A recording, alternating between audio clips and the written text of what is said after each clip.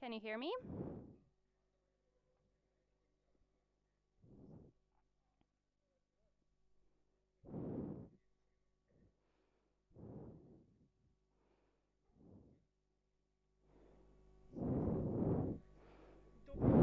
Good afternoon, everyone. Dear participants, dear speakers, thank you for coming here today. Thank you for finding the time, for showing your interest in this extremely relevant topic. I believe this is a very important and quite sensitive topic because we're going to discuss finances. I believe that our discussion has all the chances of being very interesting, both for the participants and for the audience, because everybody who are here on this stage have an extensive experience of working with finances, and they have different expertise and different opinions on how to approach the issues of finances. So we are having a good chance to discuss the financing of cultural projects from different perspectives and different opinions. So if you're in search of some opportunities for your projects, this may be a very useful discussion for you. So let me introduce our today's speakers so that you can assess the variety of experience that I'm speaking about.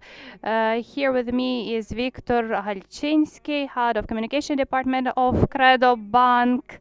Next to him is Stanislav Lyachinsky, Head of Social Capital Program of the International Renaissance Foundation. I believe many of you are well familiar with this project. Andriy Moskalenko, Deputy Mayor, First Deputy Mayor for Economic Development.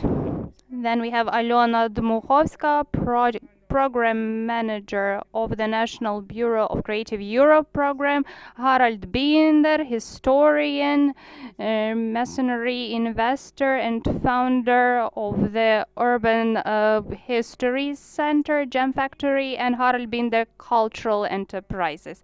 And finally, we have Christina Boyko, head of Historical Changes Foundation. My name is Ilona Demchenko.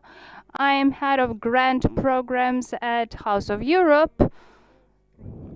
That is why discussing money and culture is not something new for me. And when I was invited to join this discussion as moderator, I was remembering my previous experience of being a speaker. And I think that my experience was that discussions of money in culture are always rooted in a specific moment. We rarely speak about principles. We always speak about lack of funding, lack of money, specific cases of lack of transparency of funding, or unfair distribution of finances. This is very important to discuss, but not least important is also to speak about the general principles that can be applied to finances as an instrument of influencing culture. Since we are here at the Culture Congress, and it's a specific and very special platform, we've been here for 2 days already, and I believe that you are already in the midst of this atmosphere because we are discussing very high-flown things like creating senses. So we within our panel, we'll be discussing something more down to earth and more general, that is finances and how finances affect culture in the short and long-term perspective. So my first question for all the speakers will be the following. If you may, will you tell us a couple of words about the institutions you represent? Because in my introduction, I barely said anything about what you do. And question number 2, could you please tell us about the principles that you are using in your institutions, because you are all representing institutions that are dealing with the financing of cultural projects. And the main question that we will be discussing today, so what are the principles that you are using in distributing the funds? What lies at the core of your work? Who would like to start?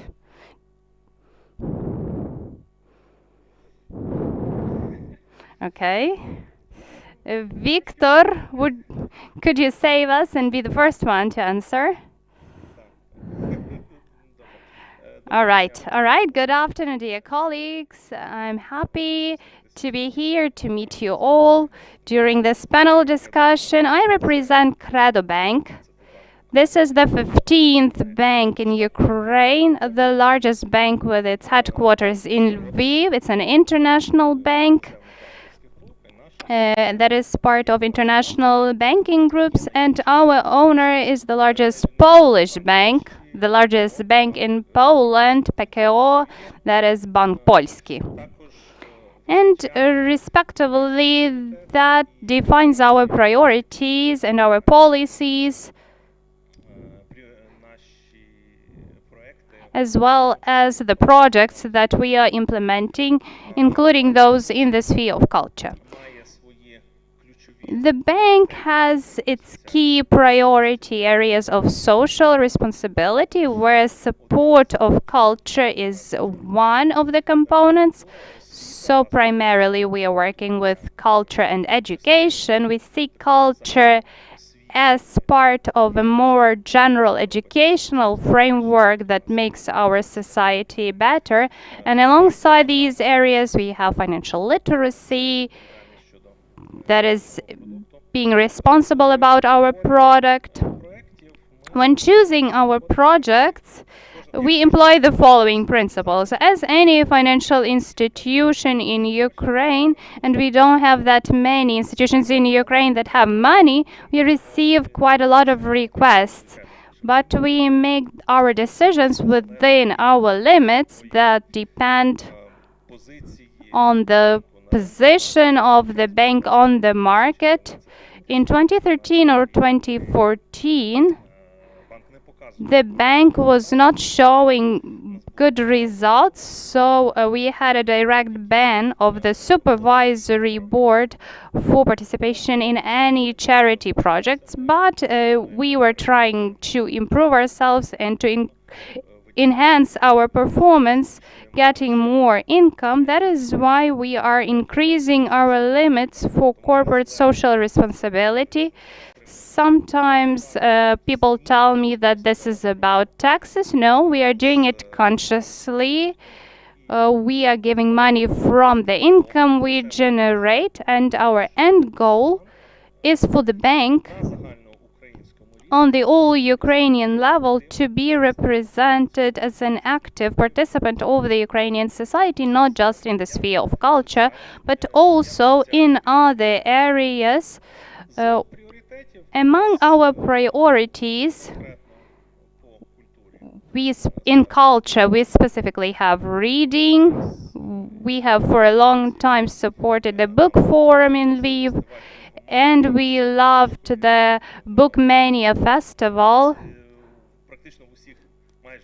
organized probably in most regions of Ukraine for school pupils. And it's very important that when deciding on which projects to be involved in, we always ask how many regions will be covered by the project. When choosing our social investment, we want for a larger majority of people to learn about us.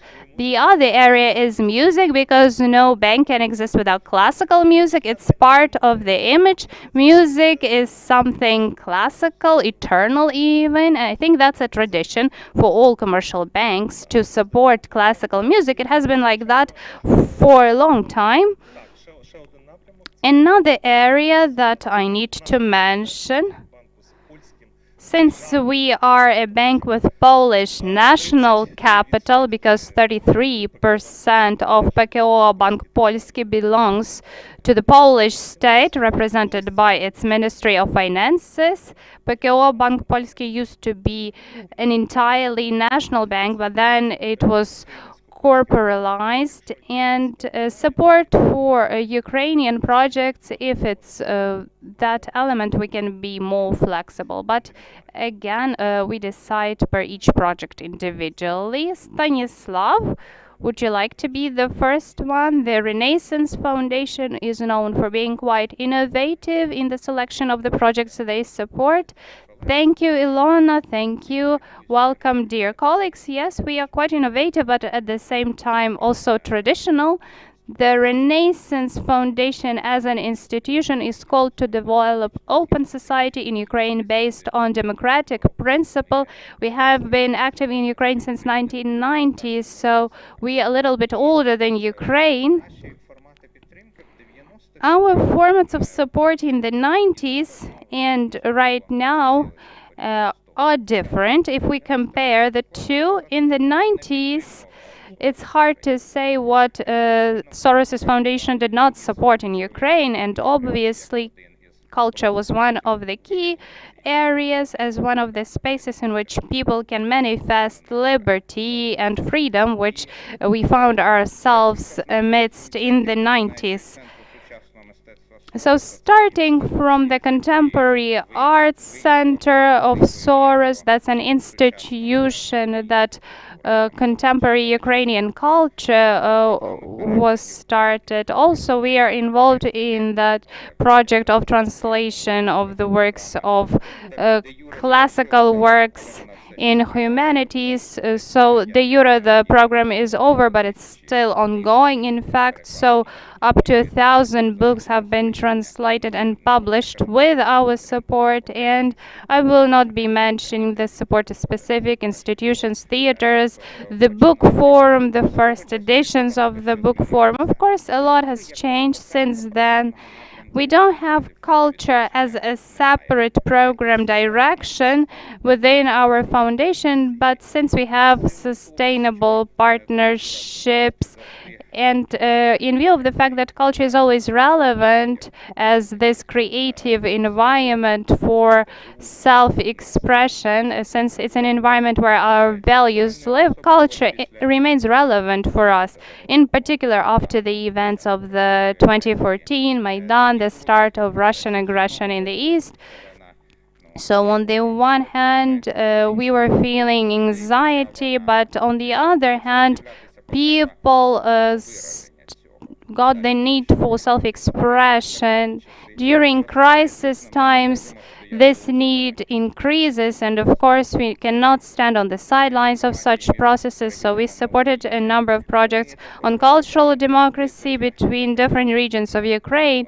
We also have a look at culture in Ukraine at this stage as an opportunity for some involvement of the society for capable initiatives.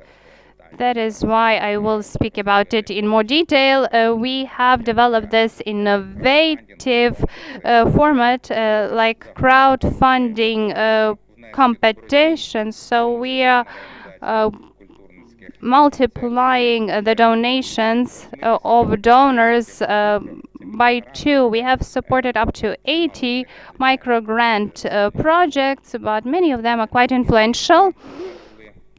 And of course, we were very happy when independent institutions in Ukraine started appearing, in particular the Ukrainian Cultural Foundation.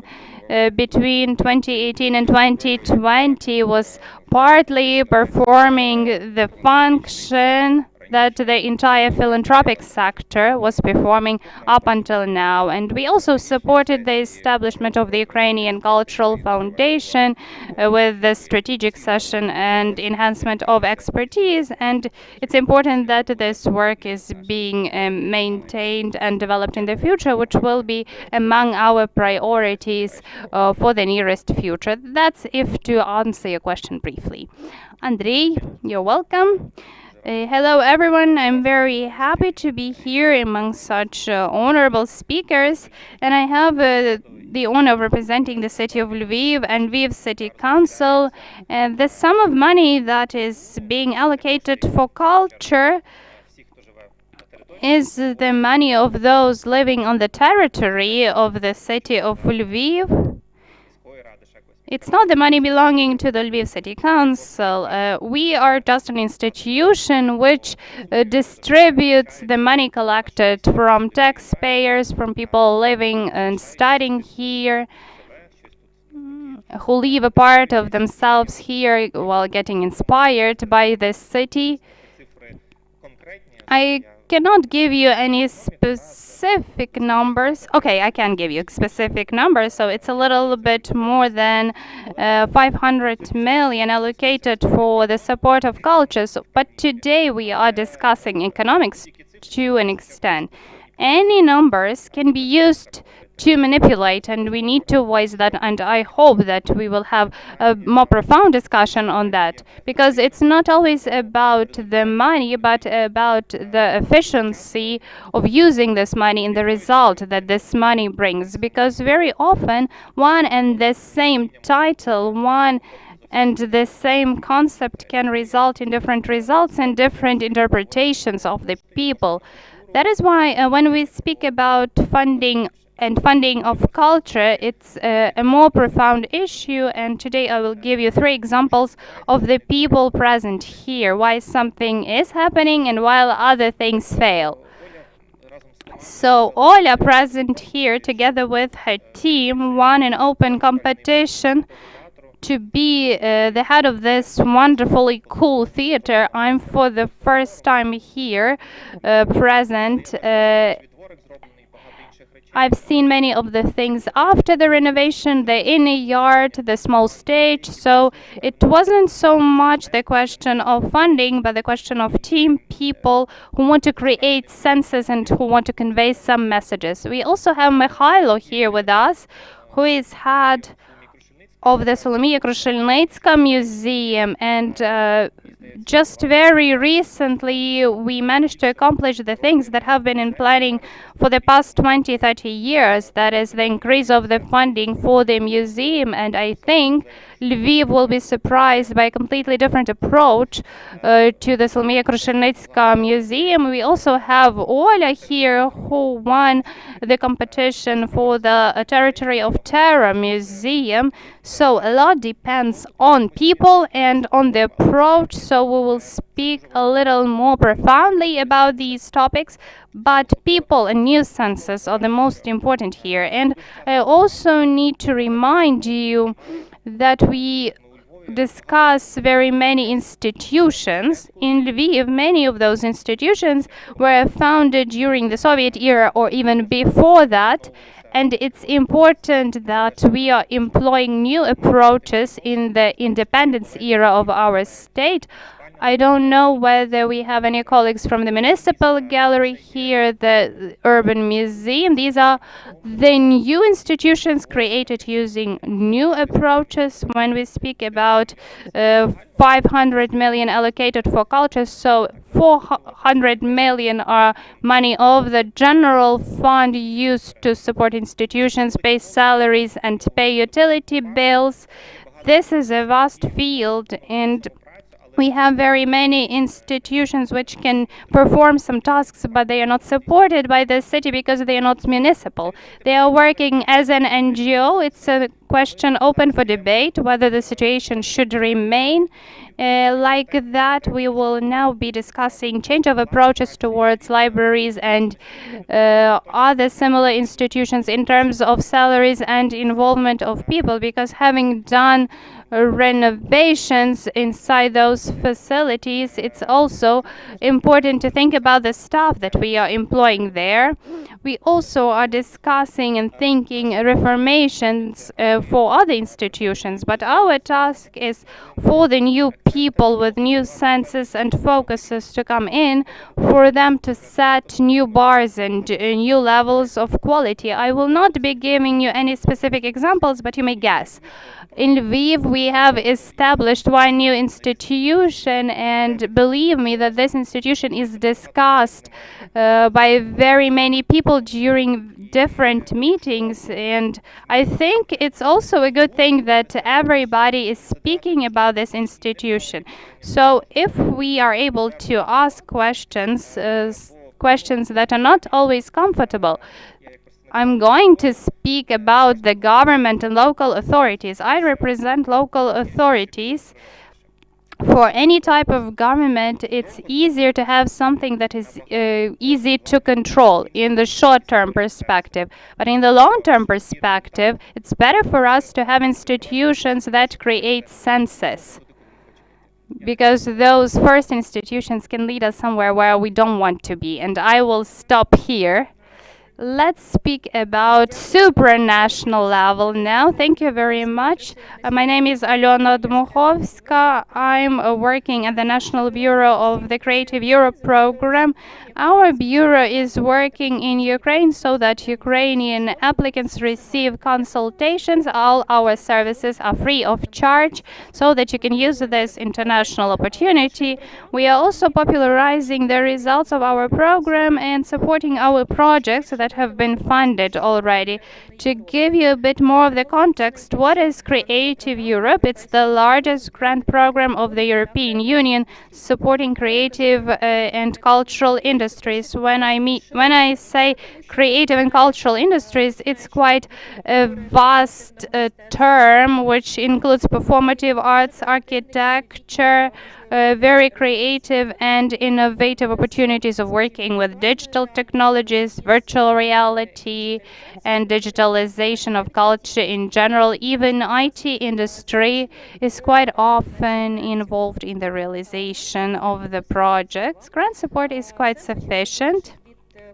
Of course, everything depends on competition and the idea you are bringing to the table, but we allocate between several thousand euros and up to 1 million euro. To receive grant support, Ukrainian applicant needs to have a supranational idea. So the European Commission, our grant giver, supports international communication. So if you are applying for our grant support, you need to talk to your foreign colleagues and find partners that may also be interested in working in the same sphere. It can be something about cultural heritage, digitalization of culture, unification or merger of theater festivals, but you need to have a common mission and a common idea on how to work with your audience, on how to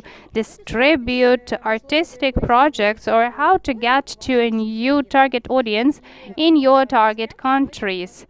The application is to be submitted by consortiums, a union of several legal entities from Ukraine and other countries of Creative Europe. When I say Creative Europe countries, I mean 40 countries, and applicants from these 40 countries have equal rights of entering the competition and equal opportunities for getting grant support. So provisionally,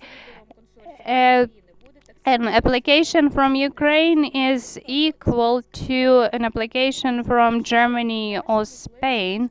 So this is primarily your opportunity of working on the international level and join the Champions League of European projects. So this is not just grant support, which is very beneficial and interesting for the Ukrainian applicants, but this is also international opportunities and international prestige that your organization gets with this grant support.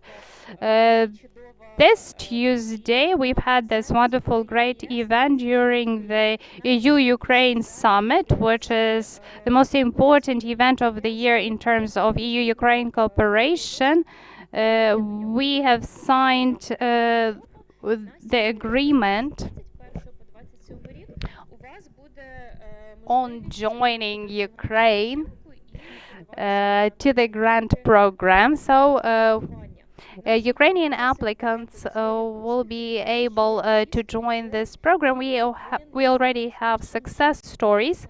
Lviv region is one of the most successful because Jam Factory has already received a grant from the Creative Europe, the Institute of Culture Strategy, Lviv Polytechnics is involved, and so on and so forth. So you have very many opportunities as applicants in the next several years. So thank you. It's wonderful news for all of us.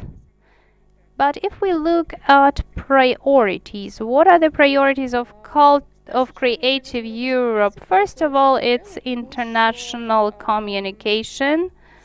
and international collaboration, because it's a program which is aimed at getting the artistic community of the region to get to know each other and help cultural organizations grow. So if you want to apply for grants of Creative Europe, the first thing you need to have is a supranational idea.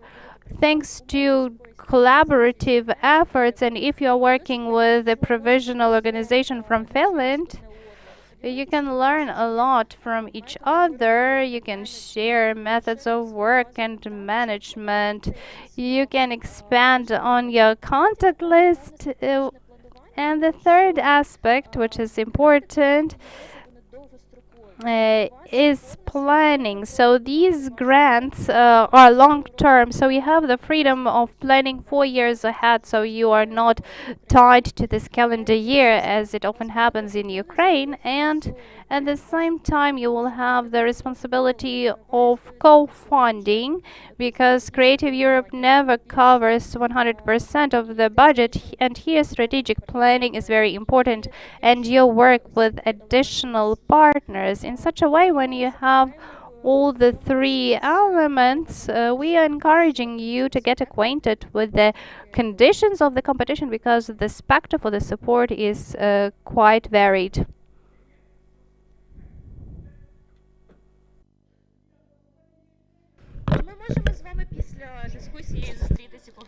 Maybe we after discussion can discuss.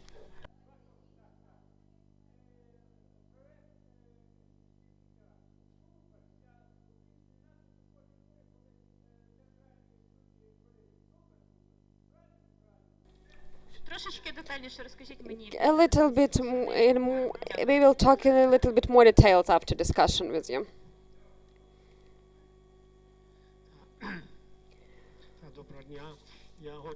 Hello everybody. I first of all would like to express my gratitude in Ukrainian to organizers of this Congress and to you personally that you found time to come here today. You know, I am a foreigner a little bit, but a little bit no. I have been spending many years here in Lviv, but it's still easier for me to talk in English. But I think that all of you know English really great. I will talk very slowly. So I will continue in English. Питання про інституції. Питання було про пріоритети. Які ваші пріоритети, коли ви обираєте ті проекти, які ви хочете підтримувати? Мені треба розказати, мені здається, трошки історію, трошки для вас, щоб ви розуміли, що відбувається. Я трошки відрізняюся від моїх колег, які тут сидять, які представляють інституції. Я так само представляю інституцію, але з іншого боку, це моє особисте залучення, яке, власне, уможливлює це все. І тому мої історії трошки більш приватні, ніж історії моїх колег.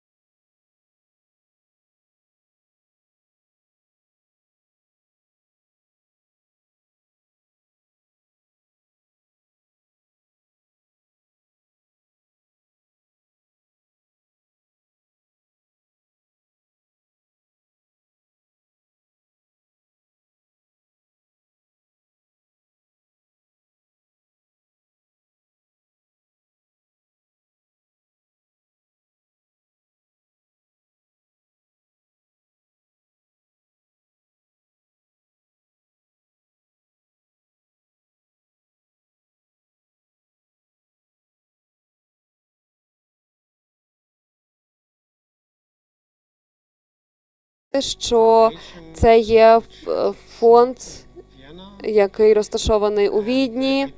І ідея цього фонду полягає у тому, що, як ви знаєте, є цей фонд, який фінансується через грошима столиці. Тобто це все ж таки є ще основне джерело для Центру міської історії, коли ми говоримо про фінанси. У процесі з плином років, ще два джерела стали більш важливими. Одне з них було нерухомість.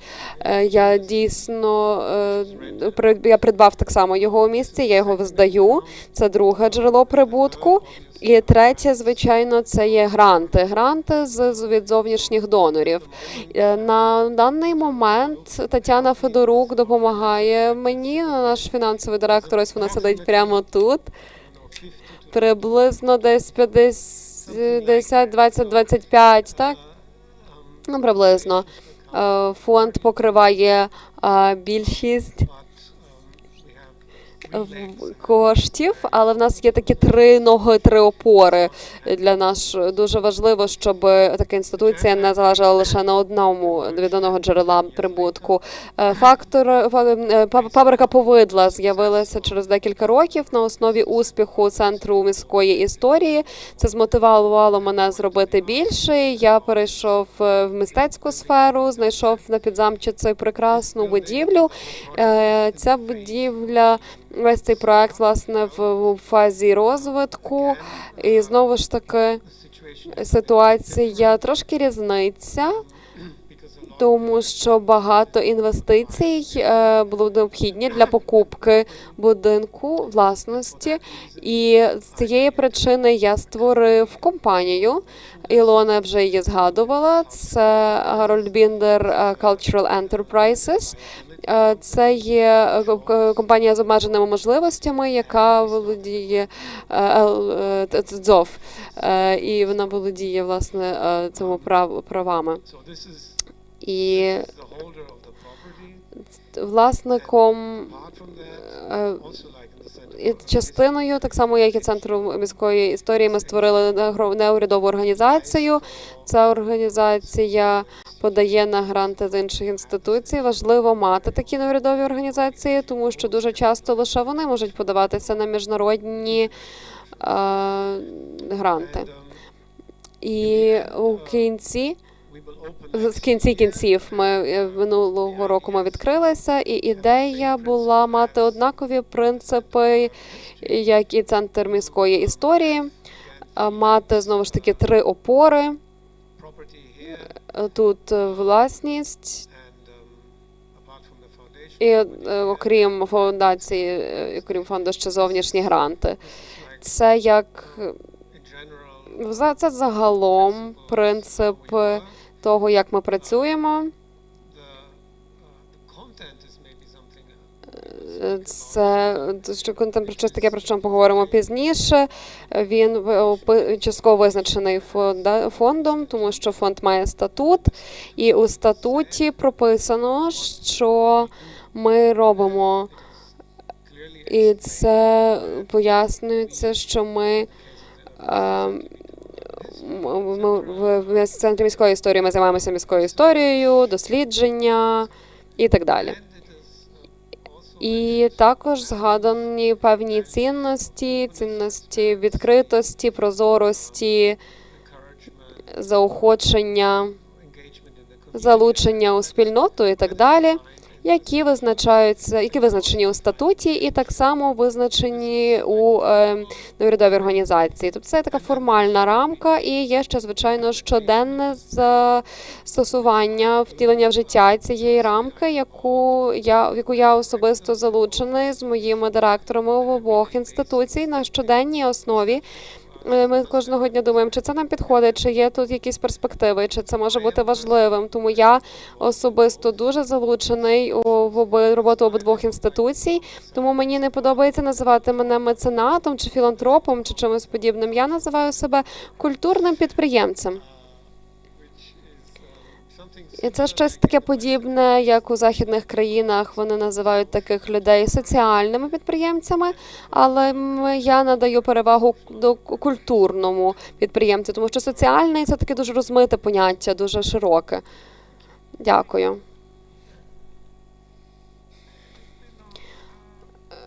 Христина,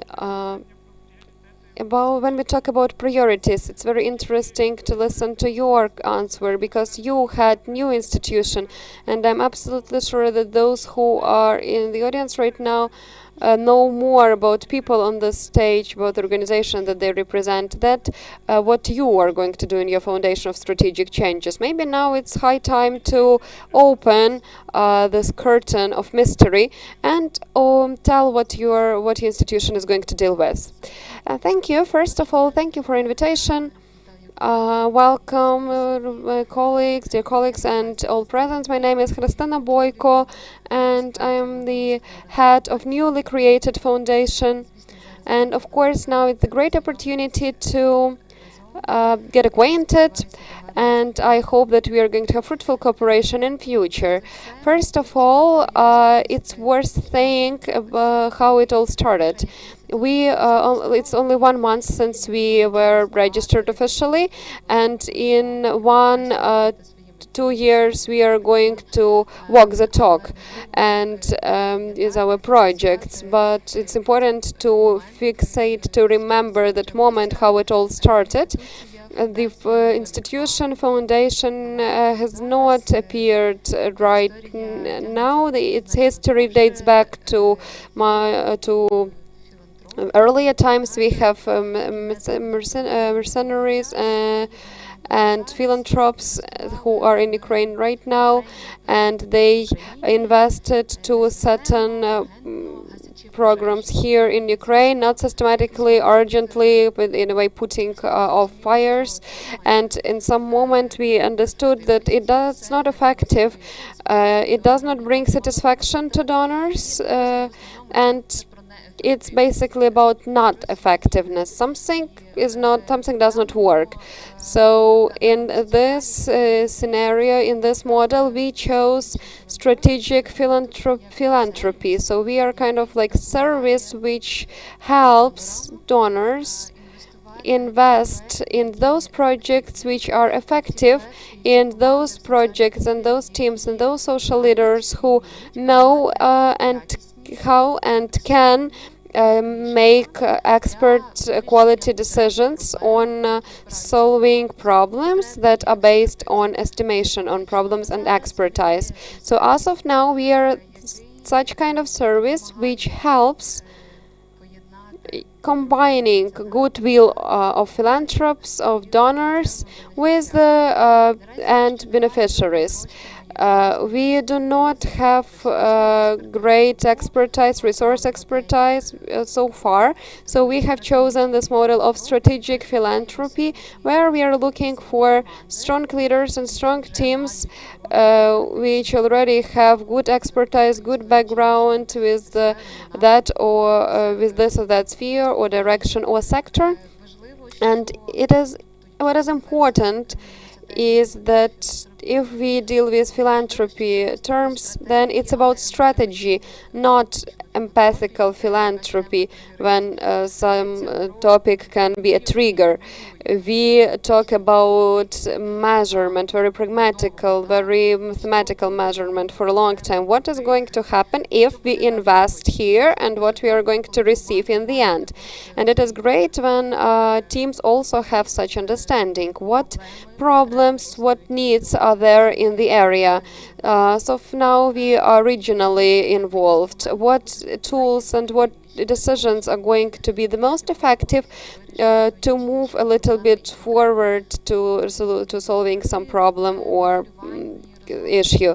While modeling and developing our strategy, our work for the next 3-5 years, we have discussed opportunities to choose separate niche, separate sphere. That's how organizations do, how foundations do, and this is great because every foundation has to be focused on some particular sector. And we have chosen the strategy of piloting for 1 year, and we think that mostly good decisions have complex approach and join very different players from different sectors. Very often when we support this or that sphere, we understand that decision with which a team is going to work is multidisciplinary one. It can combine instruments of cultural sphere, social policy, but it also can be through instruments of social entrepreneurship. So we so far have been working with different spheres and different directions, and cultural direction is that direction that can be embedded in very different decisions of teams, social leaders, and in our case so far it is a creation of a certain platform for such dialogue, for win-win relationships, for such partnerships. We have resource, but we do not have expertise. So we are looking for those teams for such so that your investment is going to be effective, it's going to be beneficial for now, and not for long-term prospect. For us, for culture, for our team, culture is a sector that helps to look from to have helicopter view, to have a little bit wider understanding on the on how to work with and how to support these or that teams. And from important focuses, we support teams that have preventive measures, preventive steps, and it's very important for us to invest in capabilities and institutions and initiatives.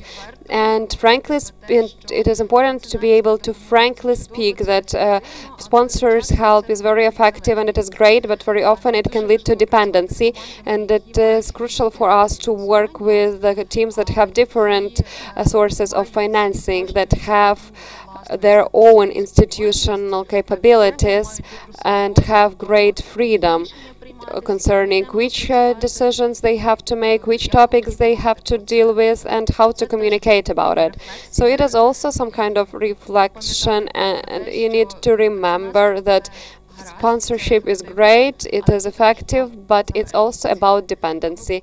And we will try to work in this case to have more independent teams that work together in the region. Thank you. If you don't mind, I will ask you, Christina, the second question immediately. We will try to make this topic a little bit more down to earth because we started about priorities, but yes, it's very high topic. So for everybody who is listening to us right now and online, it would be useful to understand what exact projects you are all of you are looking for. We can actually try to do this in a specific project, because at least 5 people apart from Alona have supported Congress of Culture, so it also can be an example case, and we are happy that we are here, and we are grateful to you, because very often they say that without you Congress could not take place, but it's actually literally, yes, Congress would not take place without you. Christina, in your case, your organization is new, so it's the first project, the first decision that you have made as a team to support Congress.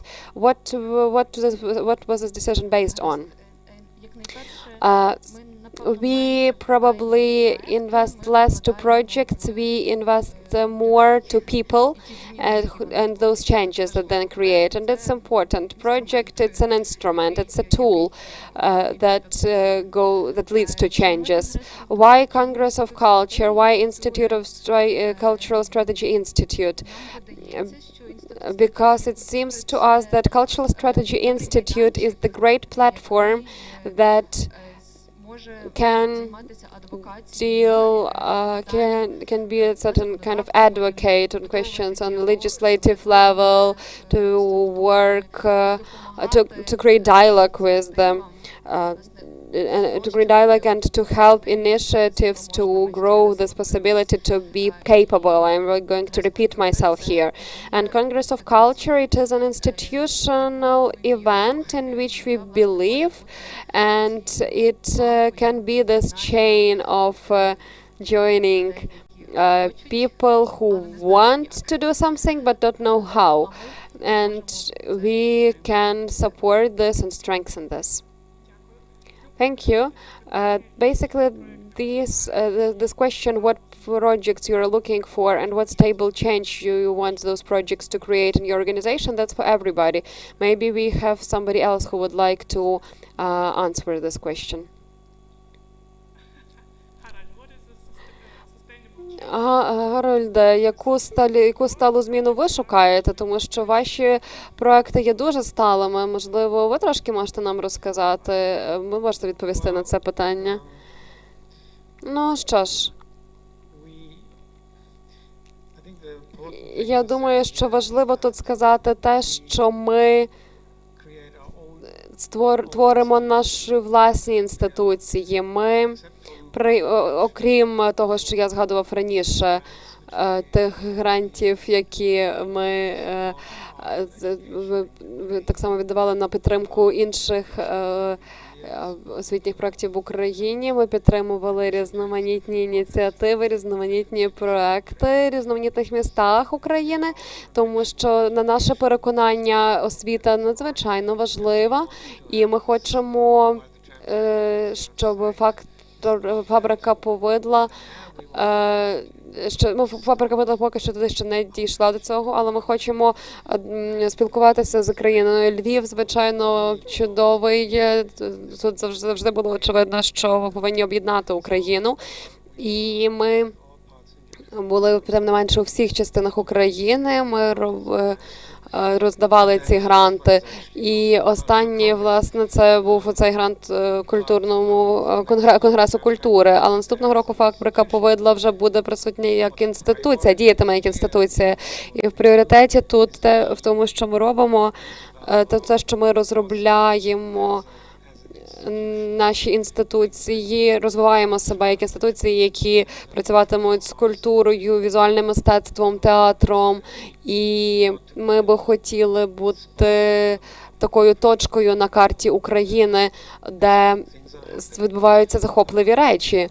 І центр міської історії, власне, був таким і був. Не було такої інституції в Україні, вона все ще є унікальною.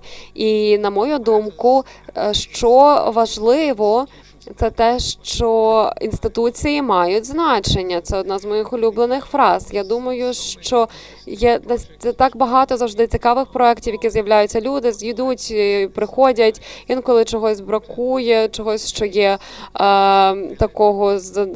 того, що залишається, стабільності, такого, що би створило середовище людей, які би могли щось створити, якусь певну ідентичність, місцеву ідентичність, яка може призвести до змін, загальних змін культурних, змінити навіть вигляд країни, лице країни. І тому, як на мене, це надзвичайно важливо побудувати розвинути такі інституції, які це для нас є основним пріоритетом. Thank you. I think that this topic about building a local identity as a sustainable result of cultural projects, it's interesting. It's one of the focuses that lots of organizations take for themselves. Andrei, maybe you would like to say a few words about that, because I think that it should be relevant to priorities of your work. Actually, you have mentioned that there are 5 representatives who are financing this event. I always emphasize this. I am just a representative of an institution that gathers money on the territory of the city, and so it's their money, and it's an important case for further communication, because for a pretty long time there were ideas generated that it's vice versa, but we need to perceive it this way. If to talk about city, how important it is for the city. For city, multidisciplinary is very important and several approaches. I have started talking a little bit about that in reality for many totalitarian systems it was very important to control in particular what was happening in culture, and culture had very simple and understandable function of propaganda. It was used. What is important for us today is I very often it's very difficult, but we need to go beyond that framework. And frankly speaking, it's one of those important tasks that as of today is our focus. And how should it look practically? Practically, we should build it in a way that heads of cultural institutions should be on competitions, should be with better programs. Whether it's easy to do, absolutely not. People who are present here are a bright example, because even if you win at open and fair competition, you are going to go to courts for 2 years and explain that you have won fairly and openly, but your contract is for 5 years, so you understand how it looks like. But it's okay, because we really honor those people who are ready to change this. Second approach is change of financing and prioritization, because the same person on the same place can work for 1,000%, and the same person can work 10% of her capacity. I'm definitely not the person who's going to evaluate whether it's good or not, but that resource which is generated on the territory of the city should be used as much as possible. But we stick here to the first moment. For lots of us need those decisions that work fast. But fast decisions, fast solutions, they work only for short-term prospects. They do not give that global. Maybe not global, it's also not very correct to say so, but sustainable development. So if to talk about priorities important for the city always should be it's like also everybody has this idea. City should always be one of those who is always ready to be a co-founder, co-initiator. But if to take best practices, very often how institutions are founded. There are 3, 5, 4 sources. That's city council money from, let's say, selling tickets, money from different grants, foundations, and so on. I'm not going to provide lots of numbers for you here, so I'm ready to do so. But I'm going to still give you one number. It's for 2001. It's as of now we do not have colleagues from these institutions here, but it's an official information. We have Lviv Organ Hall. They for this year they already have allocated money for 2021. It's for energy consumption, for salaries. It's 5,471,000 hryvnias. So as of now, they have already earned 3,285,090 hryvnias. It's just from ticket selling. So what I am talking about, so there are institutions that can, they have capabilities to sell tickets, but there are institutions which do not have such capabilities, and we do not have such KPI for them. But each of them should work on creating new census. Whether the census should be defined by a person who's dealing with numbers, absolutely not, because if this person, and we move to this level, and if this person defines it, I'm going to have another example here. Maybe I don't need to provide this example, but if I was invited, then probably you want me to say truth. We have competition focus on culture in Lviv with involvement of very powerful people who made decisions, and for a very long time we have discussions after this competition in different formats, whether winners were right or not. And the focus on culture, that was a program in Lviv. I'm not going to dwell into details here because majority of my colleagues know a background here, but it should have been a precursor for creation of cultural foundation, and that's how it was. We have a decision on creation of a cultural foundation. It's going to be institutionalized, and while forming budget is going to be very important for us now. I express my gratitude to all colleagues, deputies, for their great work. We do not have Yulia here, yes, but I think that she can hear us, and we have her colleagues here, and all partners who work together. Thanks deputies who supported this. So it's going to be this step-by-step gradual development. But we very often have this we have this desire to say that some decision is not correct, that it is biased, and it is very important to have a stable support which should not depend on some commission decision. And today I represent that part of public money, public costs that they need to go through all of those circles. So at the end we should have this balance. And talking about the accent of the city, focus of the city, now we have this period when definitely priorities shouldn't be the principle. I also call it maybe not correctly, but I tell how it can look like. So the principle of ghetto. So is this as a priority and this is not priority? We should have multidisciplinary approach, and that is the most important thing. We need to be ready for creation new senses, new institutions. Maybe for somebody it's not going to be in the framework, and somebody is going to be definitely very much against it. They will say that no, it does not work, but it works as it works. And I have provided example here because we talk about economy. So if somebody says organ hall, so what is your KPI? People can say that, and then we can move to other institution. We can look at traffic, and they will not have the possibility to sell tickets, and they need to work on their audience, and that's also a task. And this is also the principle that we need to build. But today, if we talk about what city needs, it's the creation of new senses, it's creation of environment where new leaders can open themselves, and cities definitely should be a warrant for creation of such processes. Thank you. Thank you very much. The assessment of the performance of the cultural projects that were supported is an interesting topic, and Stanislava, it's good that you took over the mic because I wanted to ask you this question.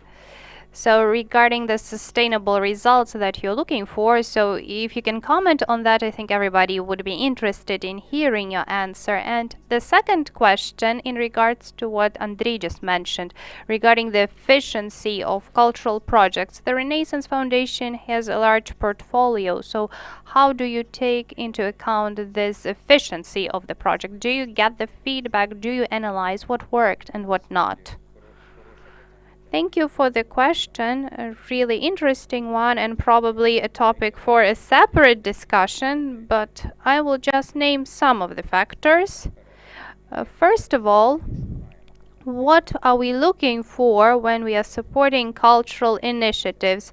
As I already mentioned, we don't have a separate program supporting culture, but we try to develop those segments which are sustainable and capable.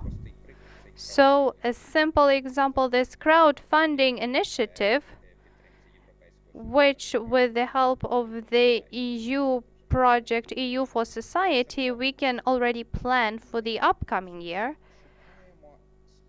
We are looking for capable projects and we are reinforcing them, and in such a way we are measuring the efficiency and impact. If we see that the funds involved by specific cultural projects in crowdfunding are increasing, then it tells us about positive dynamics. Then if the number of individual donors and their average donations, sometimes the donations are based on emotions, so this is individual philanthropy to a degree, donations, but if the number of such donors increases and we have positive dynamics, so that's a growth of 10 to 15 minutes percent each year, then it's again a factor of efficiency. The next thing is for us to understand what will happen with the institution or project after it's over. If the organization continues allocating funds from the society, it's good that some institutions can generate their own income, but this is apparently not the only way to attract some funding from the people, because crowdfunding is often based on donors not getting everything in return. So they don't go to the concert, they just support the event for this event to happen.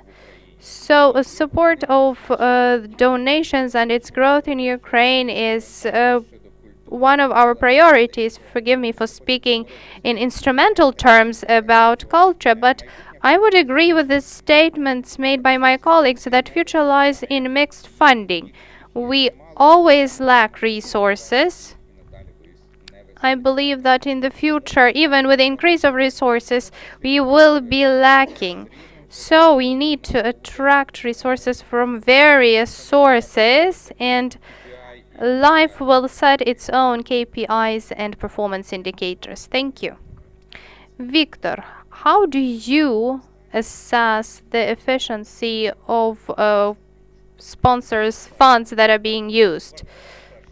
Let's come back to the first question that you asked. Why did Credo Bank support the Culture Congress? The answer will be quite strange. We did not plan to support this event in the long-term perspective. Is it a lucky chance? Yes, it is. The thing is that the organizers of the Congress approached us 2.5 weeks ahead of the event because there was a need for additional funding, and we had a look at the scale of the event. It wasn't our priority, so we looked at the scale, at the size of the contribution, which was manageable for us, and we were able to give that money.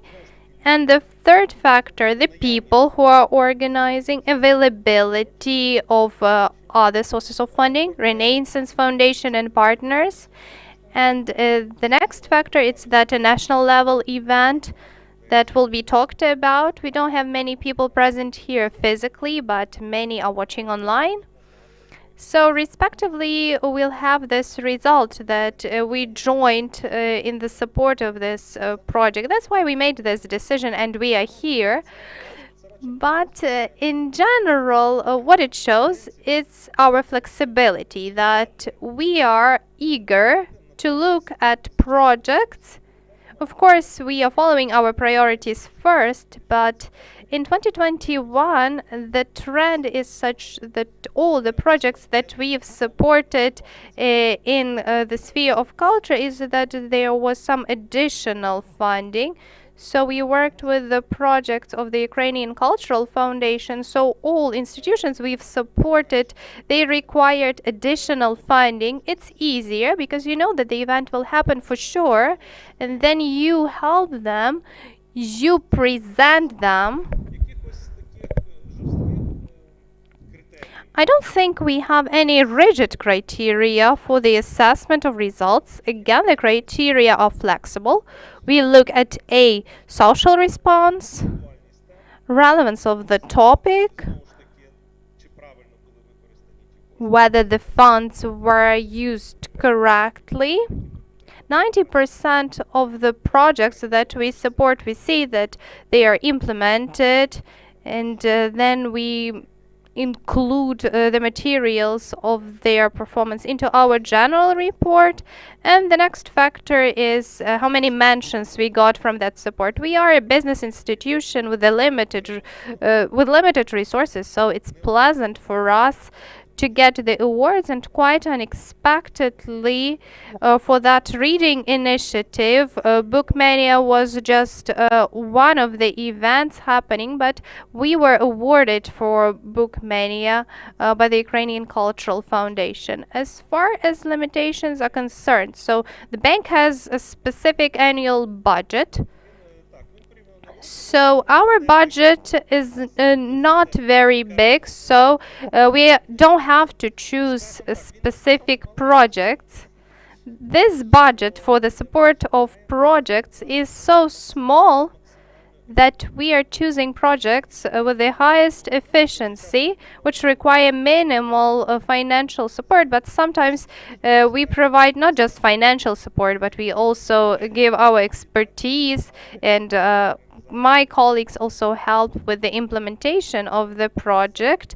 What is important is for the event to happen, for people to remember about it. For us, as any other business organization, charity and support of culture is part of the communication strategy.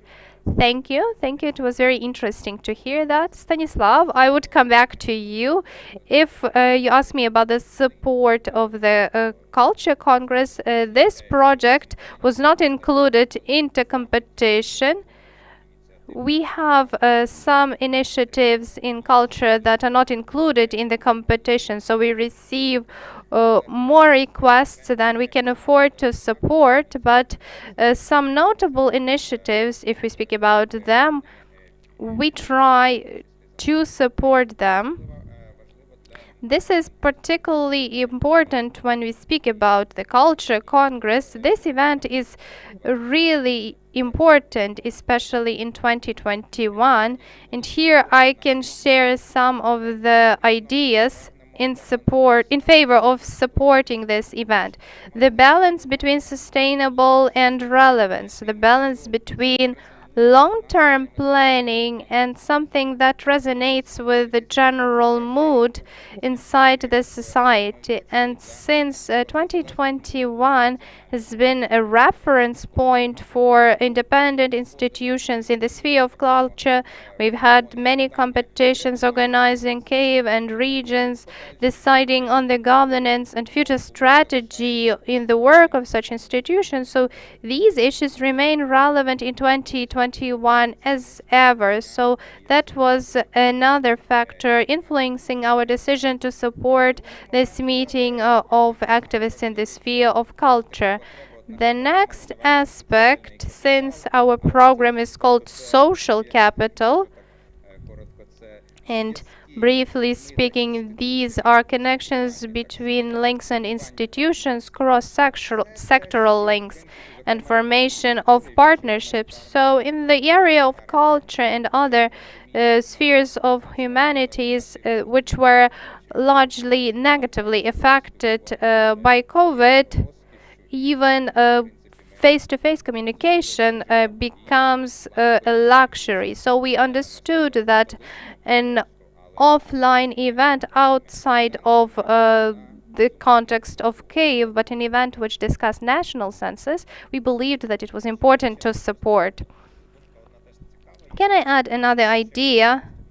Sorry for leaving the panel because one of our colleagues was having a health crisis, so I had helped them. So coming back to the priorities, I know that this is widely debated, so not everybody is ready for the priority I'm going to be talking about. So if we speak about municipal, national or communal funding, such expenses as to invite some cool theater or to organize a new performance, then people are ready for these expenses. But when we speak about marketing, so that people become more aware of the quality of product that they can consume, they don't know how to measure how much money should be spent on marketing. So this is one aspect.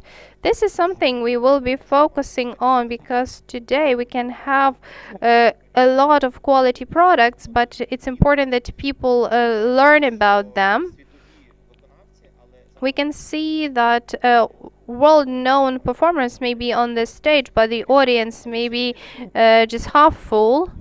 Another important issue that has to do with the activities of institutions. Most of the institutions don't generate income, they are non-profit, but with many of the institutions we want to have the complete list of good services which will make us feel more comfortable. I will provide a very simple, maybe pragmatic example.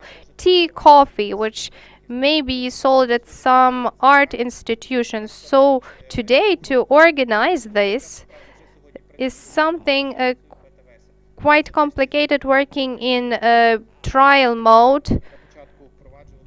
It's it's the same when we were introducing changes to municipal libraries, and people asked, why do you need to have a kitchen at a library? It should be for staff only. Why only for staff? People going to the library can also make a cup of tea or coffee for them.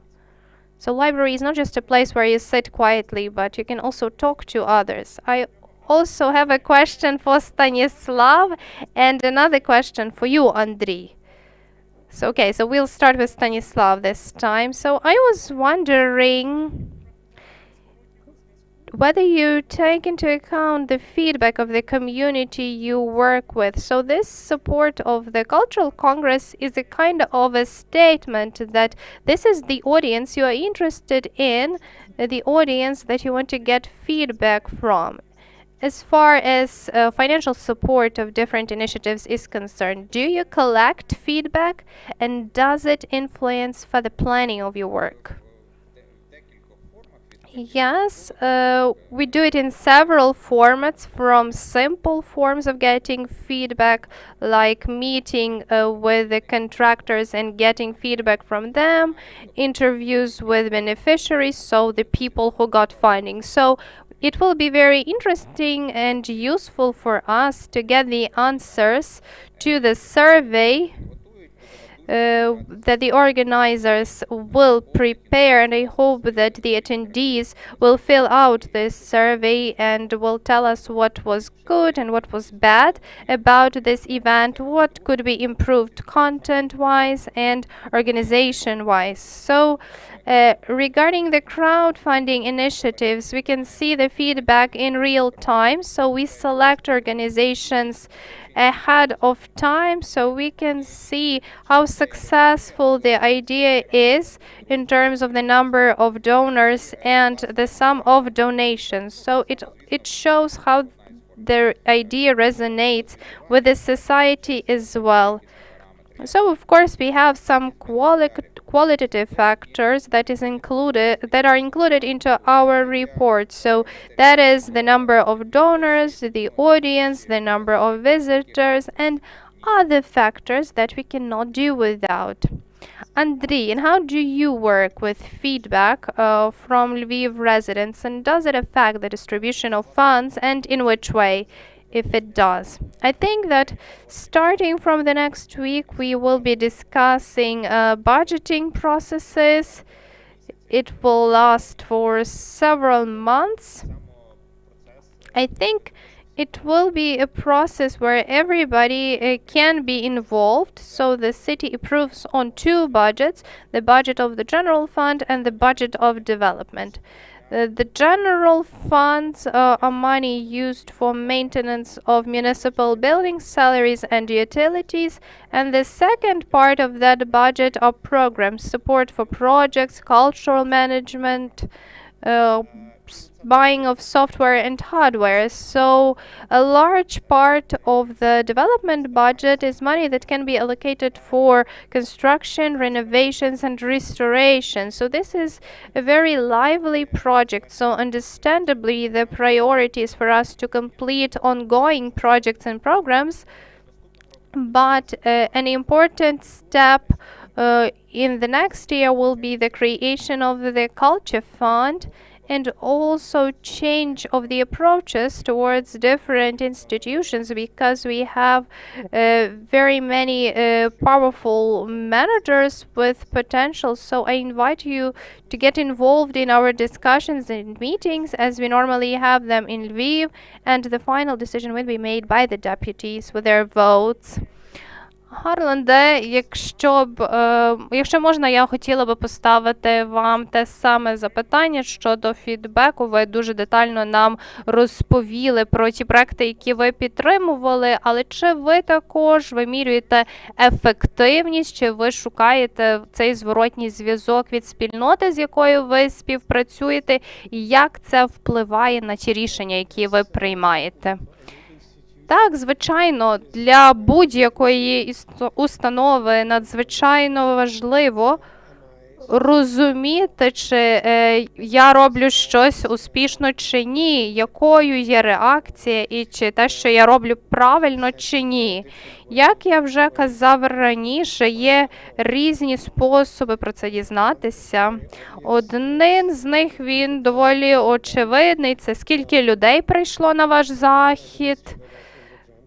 Наприклад, як ми вже говорили про Jam Factory, ми маємо заходи, де людей є дуже багато, і є ті, де відвідувачів значно менше, але це насправді вам не говорить про те, чи був успішний захід, чи ні, але в певному сенсі можна сказати про його успішність, тому що була певна реакція глядачів чи учасників. Також ми переглядаємо реакції в соціальних мережах, коментарі людей про захід. Але, знову ж таки, тут потрібно бути обережним, не потрібно переоцінювати значення цих коментарів. Також ми, безперечно, маємо веб-сайти, і через Google ми знаємо, яка кількість відвідувачів є на наших веб-сайтах. Часом буває так, що дуже-дуже багато відвідувачів. Я зараз не можу вам назвати конкретну цифру, але нам дуже цікаво було дізнатися, що хтось з Сан-Паулу чи навіть з Китаю заходить на наш веб-сайт, тобто аудиторія є така світова, на світовому рівні. Що тут ще можна додати? Ну, звичайно, те, як люди відгукуються потім про вашу роботу, нагороди, які ви отримуєте. Ми отримували нагороди національні, міжнародні. Наприклад, в Берліні отримали нагороду в галузі освіти, локальні нагороди. Я отримав нагороду від мера Андрія Садового кілька років тому. Мені було дуже приємно. Це дуже важливо, тому що показує, що те, що ви робите, важливо, що люди оцінили те, що ви зробили. Про що ще тут можна сказати? Думаю, що щодо грантів, якщо говорити про них, то ми самі ходимо на ті заходи, які ми підтримали, і ми запрошуємо тих людей, яким ми дали грант приїхати до Львова, виступати тут чи в інших частинах України. Також ми з ними підтримуємо діалог. І таким чином ми можемо зрозуміти, чи видача цього гранту була хорошим рішенням, чи в певних випадках, можливо, ми повинні були дати цей грант комусь іншому, але наперед це вгадати ніколи не можна. Як щодо випадків, коли ви думаєте, що грант мав отримати хтось інший, чи ви, як установа, грантодавець, повертаєтеся до того проекту, який ви могли підтримати? Чи щодо проєктів, які ви підтримали і які виявилися не надто успішними? So, I will probably switch to Ukrainian now. So, I will ask in Ukrainian. So, there is this thesis that in order to get very good cultural projects, and not just cultural projects, any type of projects, there should be a number of lower quality projects to be completed so that people learn, so that something is created, and then based on the result of these lower quality projects, something better will be born. So from this point of view, you as a representative of organization which financially supports cultural projects, are you ready for that, or are your institutions ready to support only something that will be definitely successful? Maybe this is not realistic in practice, but what is your position? Отож, питання вже звучало українською мовою, це повтор.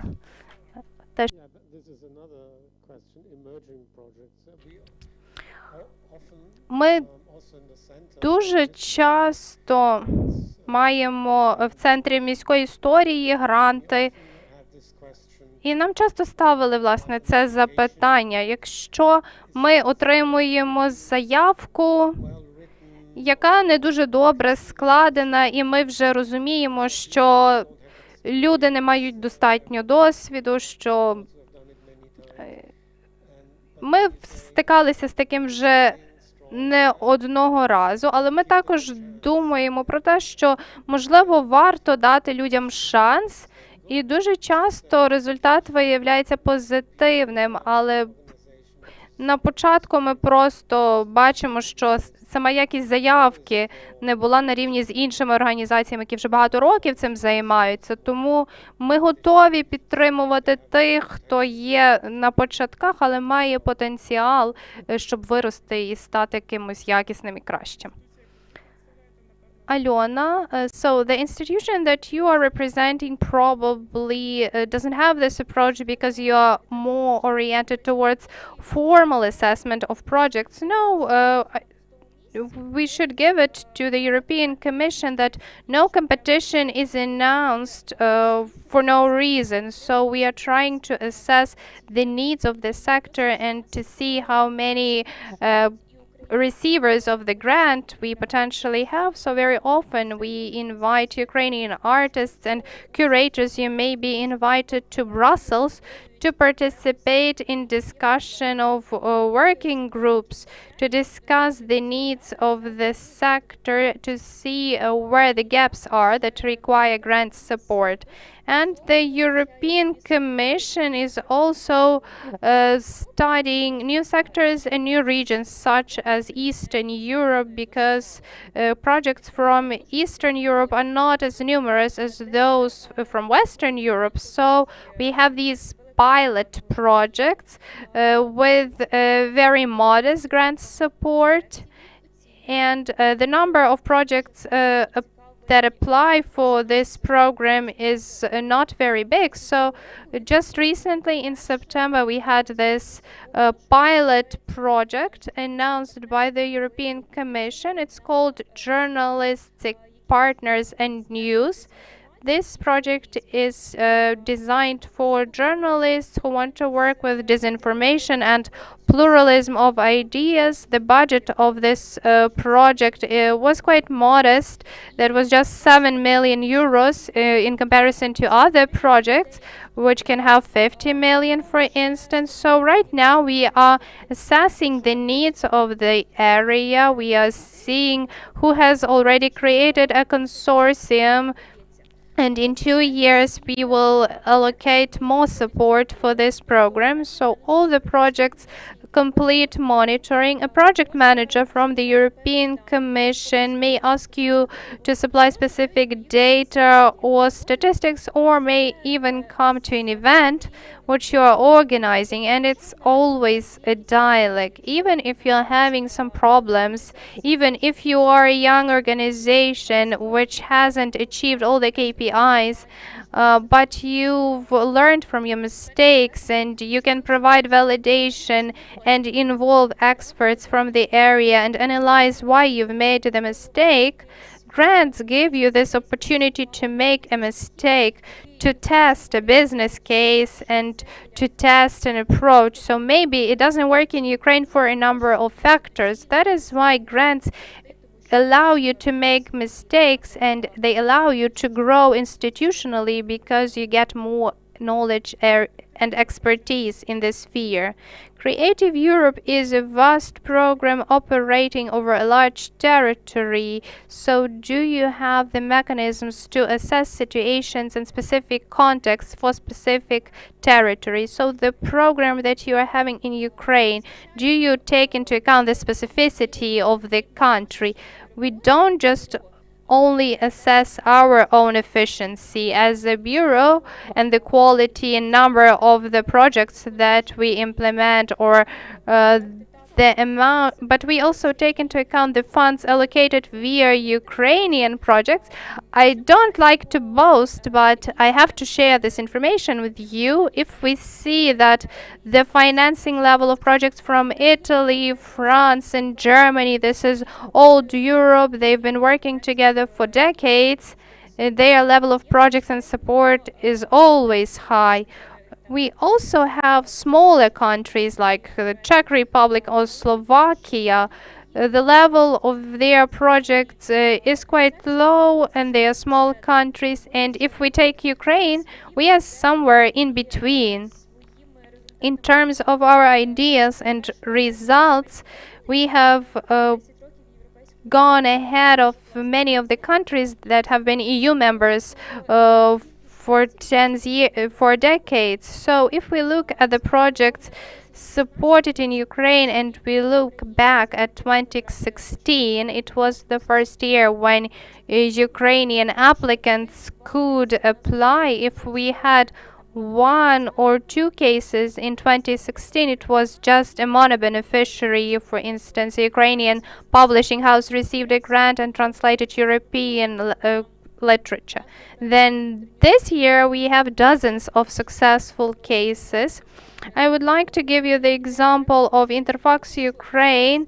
They received Creative Europe award in 2019, and the essence is to work with an Armenian and Polish organization to use street art to fight disinformation. So they invited the program coordinator from Brussels, and he said that they are looking for projects working with such important ideas in this region. You have more chances right now to get this grant support because Western Europe is looking at Eastern Europe for the two parts of the continent to cooperate so that the continent and the art community grow together. I also would like to discuss such topic as synergy. Synergy in the issues of financing in particular. Several times we have already mentioned this the statement that we need to join our efforts to finance certain cultural projects that are important, and this synergy has to be achieved with some cultural aspects. So people find some possibilities to finance, and then they put together this puzzle concerning what should happen in the end. So I have a question to you then, whether you still viewed such opportunities to cooperate between institutions, not to look for some other opportunities, but institutionally to look for such opportunities to finance some projects together. Yes, for you to work together. Maybe you have such thoughts, or maybe you already have even had experience in such sphere. Well, actually, it's happening like you it has just described. Projects of intern use co-financing for Ukrainian program was given by International Fund Renaissance, and we are very happy that we managed to help in this great deed. That's how our role and niche looked like until recently. We could have been a project where it was needed, where it was in compliance with our opportunities and views. Here immediately would like to indicate problem field, because different subjects of financing, donors, state institutions have maybe different horizons of planning, different strategical cycles. So financing is given to any kind of organization for specific plan, for specific strategy, so for several years. Sometimes it can be shorter times, especially in such turbulent times as, for example, pandemic. So new opportunities appear, but some priorities still go to the second plan. I'm not talking about anybody in particular, but we need to understand that external context also influences the situation. And also I would like to reflect to previous question. In a way, it's part of our DNA. Support of the field, support of actors, support of change makers, support of independent artists and content makers, people who have just maybe started their activity. For the Foundation Renaissance, at the end of the 90s, supported project of one small Lviv rock band, which was called Okeanelze. It was their first grant for the for first musical instruments. Vakarchuk mentioned this in the interview. We have had such initiatives as well. Now we are much more limited in such opportunities. We could have had grants for independent content makers and so on, but we try to structure it a little bit. But nevertheless, when we are talking about strategic priorities of Ukrainian Cultural Fund and so on, it's very important not to omit this moment of small projects. Maybe support of different fields, different tracks. It's extremely important because without it, if it's just focusing on some big national initiatives, I'm afraid that those big initiatives at some point will not be able to grow anymore. And it should be taken into account in strategic planning of Ukrainian Cultural Foundation as well and other institutions. So this consolidation, like let's have three priorities, big project. It's great and effective and it's cool, but it's not the only way to support culture. Thank you. Thank you, Andrei. Maybe you have some thoughts about synergy and some powerful player. Well, question of synergy is really one of priorities because I have mentioned this a little bit already.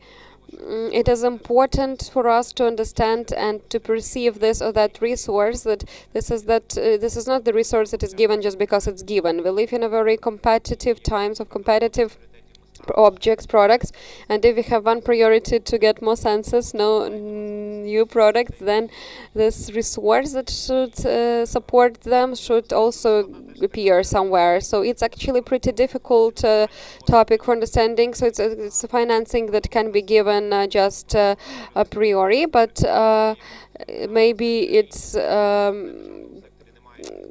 some organizations that do not work in state sector, they cannot get money by default.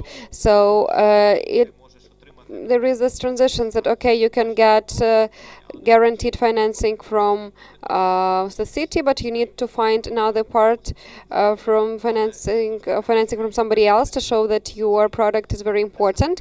But there is still this incubation period. The same is in startups and different other areas. So when you need to support and when you shouldn't await anything in exchange, when you need to give help to give birth for somebody who can later go and buy a ticket, let's say. So we need to differentiate this, and I am very much against the generalization that we need to move to co-financing. It should be differentiated very much, and it depends on priorities, but future is behind it. Christina, I would like to get back to you. We already moved to the end of this conversation, and the topic that I would like to finish with, and I will ask you the first. It's connected with future. The topic of our Congress is future. What changes in future would you like to have? It can be widely in culture or just in a more narrow aspect. Your institution is new. Maybe part of those changes will be conducted by you. Your eye is the most fresh, let's say, today. Thank you. I will maybe sum up all other previous questions about estimations and expectations, and it also leads to those changes that we expect. I will provide an example from the theory from effective altruism. When there is a great case, when we meet a person on the street and this person asks for money, then we will ask what for, and we will have some expectations. And in the similar model, we can say about charity foundation. We're in a very interesting situation. Legally, we are called a charity foundation, and being in the field of non-profitable field, but more like charitable field, we are using model of so-called non-return charity help on the one hand, but on the other hand, we expect that teams we are working with, well, share with us their results and how and when they reach them and how they assess them. So it seems to me that here it's about co-creation. And when we worked on our identity, the main prefix of our discussion was co-creation, together with the processes, co-creation of together with the teams. If we talk about synergy with big institutions that have big capabilities and great experience, and it's about common dialogue where not only representatives of state and profitable sectors could be present. It's very important for us to be shared experience from people from financial expertise, legal and expertise. We can theorize a lot about directions and changes, but very often we stop on the fact that we need to openly, transparently support. It doesn't matter for long term or short term, this or that project, and we need to. We have some basic needs to make it. We have to make it transparent and in accordance to legislation. I think that it is the main basic model and wider visionary viewpoint. We need to build dialogue between various players to understand where are we moving, how are we moving, and to create this ecosystem from different players. And if to talk about changes that we see, in particular is our activity that's making obvious those topics and problems for wider audience. We are talking now in more narrow field, but it's very important to finance culture. We understand this, but if we look at the latest research on personal donates on different spheres, then culture has very small percentage, and it seems to me that in quality changes for future, we will have quality changes for future when emphatic, emotional donates from people will go to culture, not only big foundation, not only sponsors, not only private funds, but for understanding that we cannot prioritize. We shouldn't look that South is more important, social sphere is more important, social sphere is not so important. It should be long-lasting, reflective dialogue with society, that everything is important, everything in complex is important. And maybe an applicable script scenario will be then after is when in several years we will not need to persuade anybody that culture is important. It is a normal dialogue and communication with different actors that yes, it is important, but how to support, that's already the next question, and where to move together. I have a question. Where the dialogue is right now? Why don't you have a dialogue here? 34th article of Constitution of Ukraine that all citizens has right for freedom of speech, and you violate my right of freedom of speech. Where do we have a dialogue? Why don't you listen to me? We run out of time, but you didn't listen to me. Why we haven't had the dialogue with the audience? We do not have dialogue.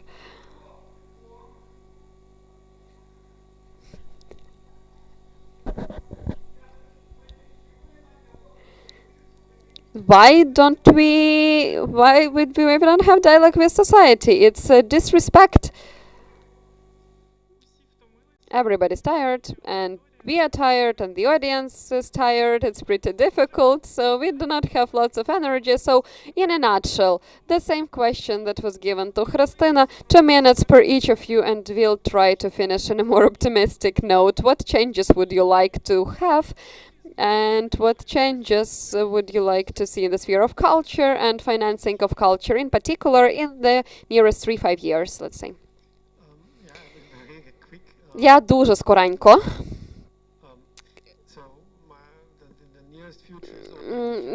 Найближчому майбутньому ми відкриваємо фабрику повидла. Ми хочемо зробити, щоб вона була успішним закладом. І в довгостроковій перспективі я сподіваюся, що інші заклади, які з'являться, політики зрозуміють важливість та значення освіти та культури для країни. І це перетворить країну у кращий спосіб і надасть таку м'яку владу пережити ці важкі часи. Concerning Creative Europe, then a global vision of next 7 years, we already have it because we have those huge vertical priorities that are seen in all competitions. It's more inclusive, gender balanced and ecological sector. How the situation is going to change generally in business component depends on our applicants and those projects that they would like to write for support. And here I would like to agree with the colleagues that cross-sectoral cooperation is the main one, because 2020 already taught all of us that we need to digitalize, because either you are online or you do not exist at all. And due to some pilot competitions of our program, we also could have implemented it pretty effectively in the organization. And work of administrative flank and creative branch, it's also a very important moment that will help you in long-term prospect to become more sustainable, to develop your team and your communities you work with, and also to strengthen business component. How it's going to be done, we'll estimate up to 2027 when all projects are implemented. If in previous grant period we have the more than 13,000 for in the whole continent, and then I think that next 7 years are going to be even more effective. 3 priorities. First, it's creation of new artistic residence. Second one is reformation of higher education and preparing cultural management. And the third one, it's launching of new grant programs in cultural foundation format. If to talk about good future, about what we would like to have, that's of course strong, active national institutions that can provide financial sustainability and that are able to support institutions in the cultural sphere together with international donors, the EU, private donors. It seems to me that it's one of the key moments. National and maybe local cultural foundations. They are inclusive, proper, well-formed, transparent governance is going to be one of the key challenges and priorities for the nearest years.